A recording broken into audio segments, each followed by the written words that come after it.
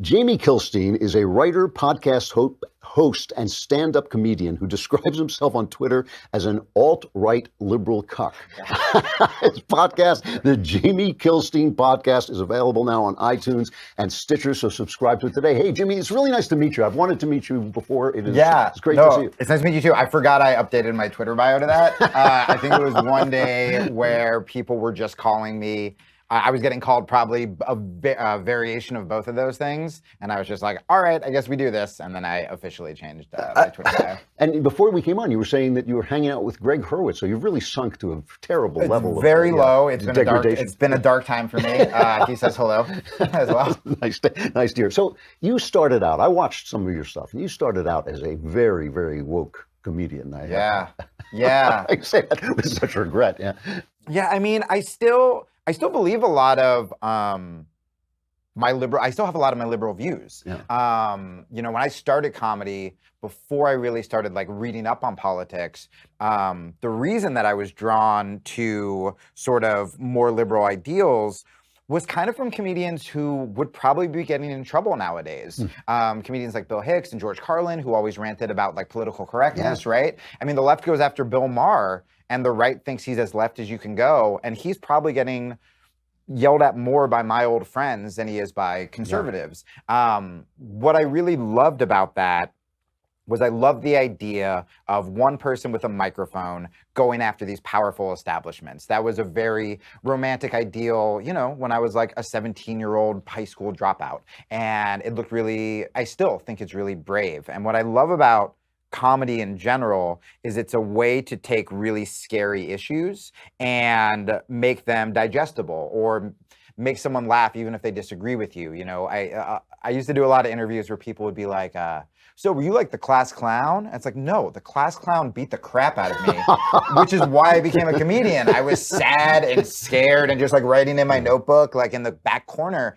And so I felt that way with politics. It's like, if I could use comedy to laugh at the tragedy in my life when I was growing up, we can do that with politics. The problem, and what's happening right now, is it went from trying to challenge the establishment to policing comedians, and if you don't say things exactly the right way, then you're in trouble. I think the left right now, even though I agree still with a lot of the core values, I'm definitely more moderate now, the fact that we've abandoned a lot of those. We're not talking about income inequality as much as we're talking about, this celebrity said this thing on Twitter 10 years ago and trying to get them in trouble. Well, when talking about comedians speaking truth to power, no matter who's in the White House, in the culture, the power is all on the left. I mean, they control the culture. So if you're actually in the culture, if you're a comedian and you're attacking the right, you're actually kind of playing along with the power in your culture. Yeah, I mean, right now, I'm not a fan of Donald Trump, but I wouldn't make Trump jokes just because everyone's doing it.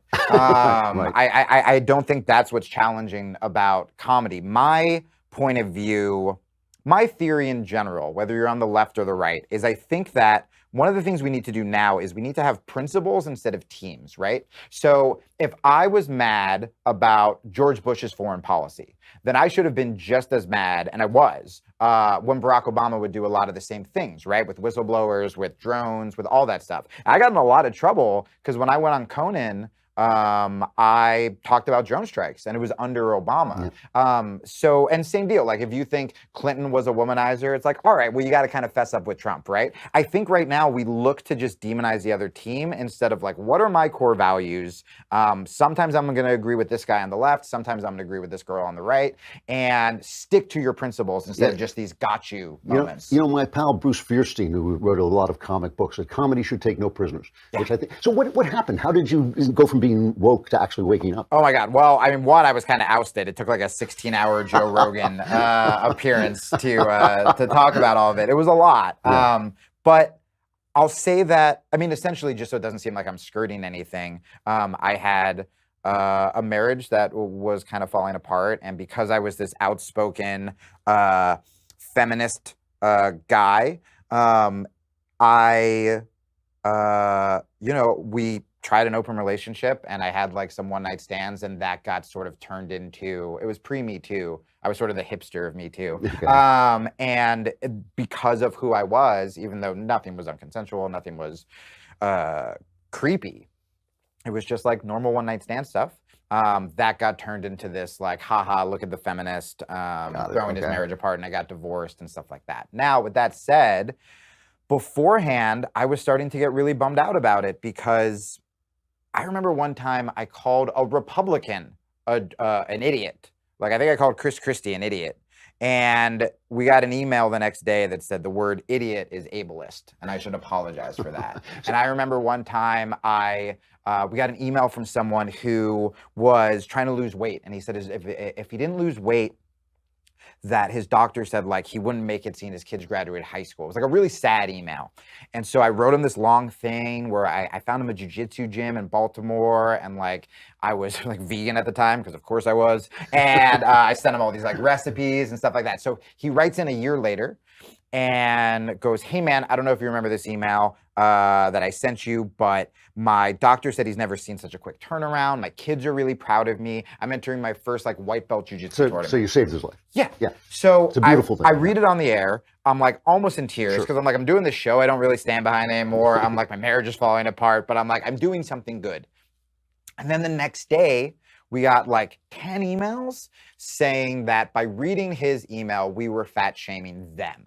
Right? Now, we didn't say, if you don't do jujitsu, you're fat. We don't say like, you know, you should feel ashamed if you eat. We were just like, this is this kid's story. And that was the point where I'm like, if we are more self-pitying that we would put this kid's life in danger because we feel guilty about our life choices. Yeah. That was kind of the first moment I was like, are Republicans right? Like that was my like pull yourself up by your bootstraps moment, where I was like, that's not okay. Well, you know, the comedian, is it Bill Burr? Have I got his name right? Yeah, He has this hilarious line where he says, nobody's supposed to be ashamed. If you have no shame, you're a psychopath. You know, that's who has no shame. He's so good. Yeah, I mean, there is a backlash because of all the political correctness in comedy. I feel like that's why guys like Rogan and Bill Burr are getting even bigger and bigger and bigger. And those guys are still really liberal. The problem on the left is anytime, you know, I'll be called alt-right for just coming on this show. And I could say that I'm still, you know, pro-gay rights, pro-this, pro-that, and just by association now. So am I. You know? Yeah, I'm sure. Oh, I was watching a bunch of your clips, and I was like, Jesus, we like agree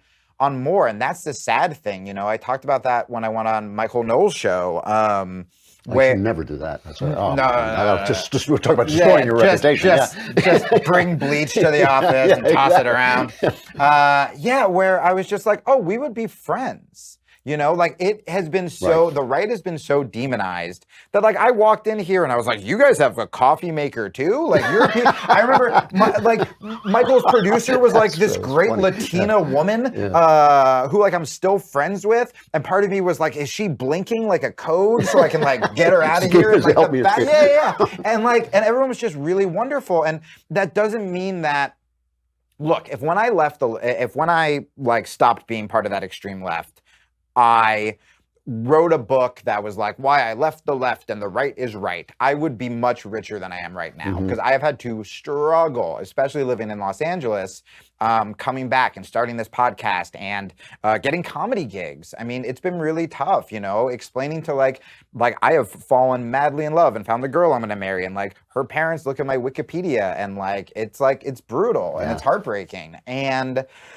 But with that said, but I didn't sell out. I didn't turn into something I'm not for money, right? Like I didn't do that. But I will say that one of the best things I've done is just made friends with more conservatives and more moderates, because it's a lot nicer walking around a world where you don't think half the population is evil.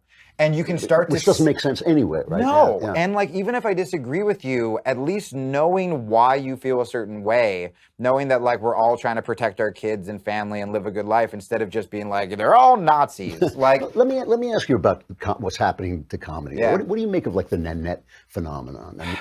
I mean, I think that, look, there are always, in any form of entertainment, like if you take music, you have jazz and you have classical and you have rock and you have metal and you have all this stuff. There's always going to be different genres. I think the problem is when genres start, and I did this too. I mean, when I was super political, I'm like, if you're not speaking out against George Bush, you're part of the problem, right? And sometimes with art, especially now with Trump, And with the divisiveness, it's like, you know what? I don't know if people even want to hear it. Like, even on the left, I think it's becoming white noise. I think people are becoming sick of it. So I think Hannah Gatsby, who did Nanette, and Joe Rogan, who does what Joe Rogan does, I think that there's space for both of them. The problem is when the media, especially on the left, starts hailing only the woke comedy as, you know, the acceptable kind of comedy, and starts going after the club comedy, which, you know, we've been doing this for decades. I mean, they're going after Ricky. I was watching Ricky Gervais's Humanity. And I was in stitches, and I'm a religious guy. I was sitting there thinking, I wish religious people were this funny. Right, you know, right. I know. But he is being attacked for, you know, everything. Anything. How can you do comedy if everything you say is outlawed? Yeah, I mean, this is the problem. Is I think about, you know, Ricky and Bill Maher. Anytime they stray from kind of liberal orthodoxy, they get lambasted. You know, Jim Jeffries was a really brilliant comedian. He blew up in America because he had this very anti-gun routine that went viral. But, you know, the first 20 minutes of his special is like Cosby jokes and rape jokes, and like, so the left is kind of like, we don't know what to do. Yeah. What's great about comedy, like I was saying before, when I knew I was a comedian when something really tragic would happen with my family, I had a rough upbringing, and all my brothers would gather around and would be upstairs, and the first person that could make a joke, it was just like the most cathartic feeling, and the ice was broken, and then we could be like, all right, what do we do? Yeah. And that's when comedy was great. I mean, Richard Pryor, who we still idolize, would not be around right now. Oh my! He talked about domestic abuse. He talked about lighting like his wife's car on fire, about crack addiction, all that. Have you ever heard his prison play thing of ages ago? That thing is the funniest routine I think I've ever heard, and you could never do it. No way. All right, I'm running out of time. Let me just ask you, who's great? Who do you love as a right now, I love what Burr's doing. I love what Rogan's doing. I mean, the Comedy Store in LA in general. I saw Whitney Cummings, who's still very liberal. Yeah. Kind of attack both sides a little bit in new material she's working out. It was really, really great.